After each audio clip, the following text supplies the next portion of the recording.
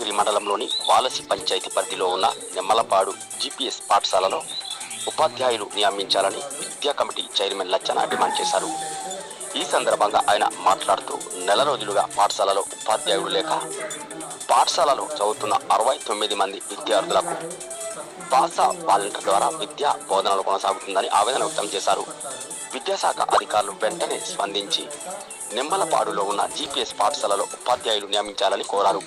ఈ కార్యక్రమంలో పాఠశాల వైస్ చైర్మన్ నరసింహారావు తదితరులు ఉన్నారు.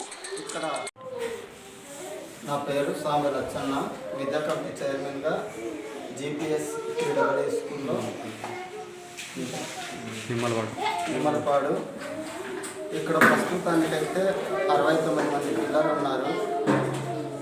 గత నెల 4వ తారీఖున ఒక మేడం గారు ఉన్నారు. ఆ మేడం గారు ప్రస్తుతానికి వాళ్ళ స్కూల్లో వాళ్ళు వెళ్ళి బాధ్యతలు చేపట్టారు. ఇక్కడ ప్రస్తుతానికైతే టీచర్ లేక చాలా ఇబ్బంది పడుతున్నారు పిల్లలు.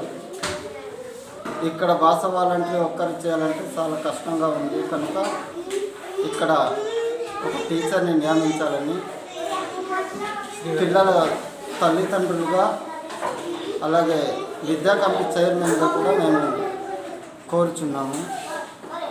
కావున వెంటనే దీనికి ప్రభుత్వం వెంటనే స్పందించి దీనికి ఒక టీచర్ని నియమిస్తారని కోరుచున్నాము.